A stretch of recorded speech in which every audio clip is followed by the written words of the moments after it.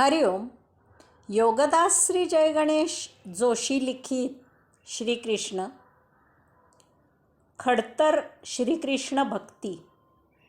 राजसूय यज्ञ पार पाडल्यावर युधिष्ठिराने श्रीकृष्णाकडून विविध धर्माचे मर्म समजावून घेतले.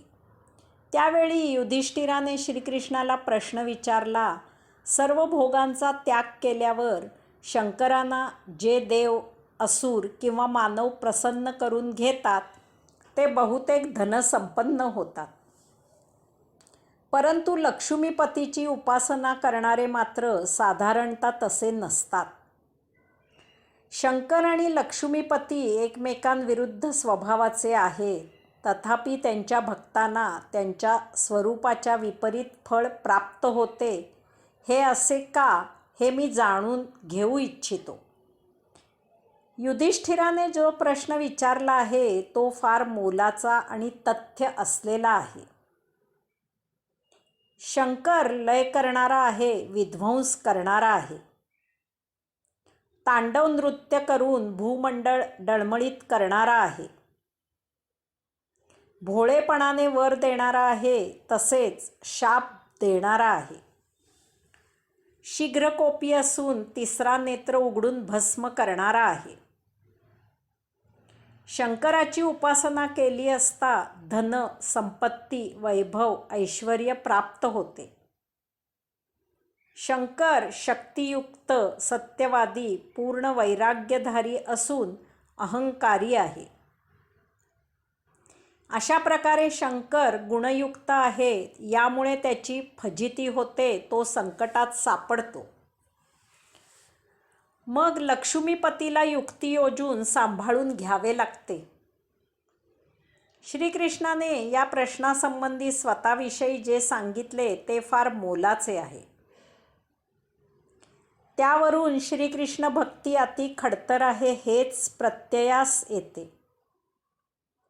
ज्यांना प्रामाणिकपणे खरोखरच आध्यात्मिक व्हायचे आहे, भविष्यात सायुज्यमुक्त व्हायचे आहे, त्यांनीच श्रीकृष्णाची भक्ती करावी. एक नक्की की तसे केल्यास नित्यानंद, कैवल्यानंद, परमानंद हाच एकमेव अनुभव येतो, हे सत्य आहे.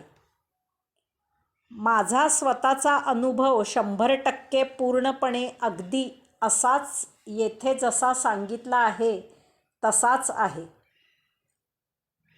येथे श्रीकृष्णाने जे जे सांगितले आहे त्या सर्वांमधून मी प्रत्यक्ष गेलो आहे. याला येथे सांगितलेली एकही गोष्ट अपवाद नाही. श्रीकृष्ण जे म्हणाला त्याचा स्वैर अनुवाद असा आहे. माझे अनेक भक्त आहेत, ते ज्याप्रमाणे माझी उपासना करतात त्याप्रमाणे त्यांना त्याचे फळ मिळते. तथापि या भक्तांमध्ये काही असे आहेत की जे माझे कार्य पुढे सुरू ठेवू इच्छितात, त्यांच्यावर मी विशेष कृपा करतो. मी त्यांचे धन हळूहळू काढून घेतो, ते निर्धन होतात. त्यावेळी त्यांचे बंधू, आप्त, इष्ट, नातेवाईक, जवळचे, ओळखीचे, त्यांनी ज्यांना आपल्या आपत्काली मदत केलेली असते असे सर्व त्यांना वाऱ्यावर सोडून दूर जातात. अशा प्रकारे असहाय्य झालेले माझे ते भक्त धन मिळवण्यासाठी पुन्हा अन्य काही प्रयत्न करू लागतात. काही उद्योगधंदा करू लागतात, परंतु मी त्यांचे प्रयत्न उधळून लावतो. त्यांच्याबद्दल गैरसमज होईल असे वातावरण निर्माण करतो. त्यांची सर्व बाजूने पूर्ण कोंडी होते. मग या सर्वस्वाला पूर्ण कंटाळलेल्या अशा या माझ्या भक्तांची, माझी भक्ती करणाऱ्यांशी, अध्यात्माचा मार्ग शोधणाऱ्यांशी गाठ भेट होते. तेथे ते त्यांना माझ्या मार्गाचे दर्शन घडवितात. त्यांचे नाते तयार होते. हळूहळू माझे कार्य सुरू होते. ते सतत वृद्धिंगत होते, कधीच थांबत नाही. माझ्या कृपेने यथाकालावधी अशांना परम सूक्ष्म, अनंत, सच्चिदानंद स्वरूप अशा ब्रह्माची प्राप्ती होते. हीच ती माझी त्यांच्यावर विशेष कृपा असते. अशा प्रकारे माझी भक्ती करणे अतिशय खडतर आहे. हे जाणून सर्वसामान्य लोक माझी भक्ती करणे थांबवितात आणि मला सोडून जातात.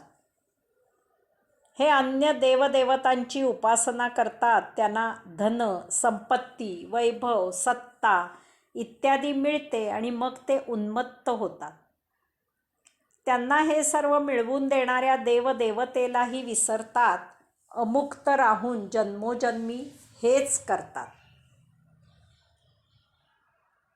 कथा.